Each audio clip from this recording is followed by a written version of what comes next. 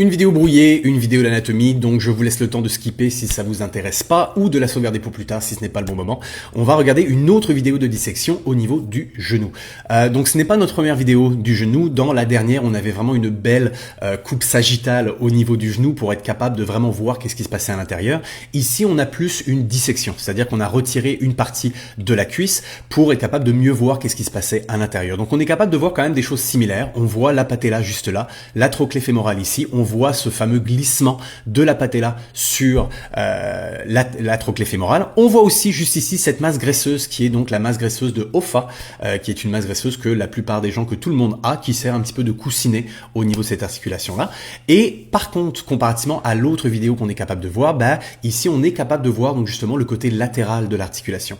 Donc latéral, on l'a deviné parce que ici on devine c'est le fémur, ici on voit le tibia et ici on voit la fibula, donc la tête de la fibula. Et on voit justement cette structure, donc le jaune en général un petit peu de gras, tout le monde en a un petit peu partout, mais on voit quand même cette ligne un petit peu qui va venir s'attacher au niveau de la tête de la fibula. Donc on est capable un petit peu de deviner qu'est-ce que c'est. Donc, ce n'est pas la bandelette iliotibiale parce que comme le nom l'indique, la bandelette ilio part de l'os iliaque, tibial va jusqu'au tibia, donc elle s'attacherait beaucoup plus en avant, donc juste ici au niveau du tibia.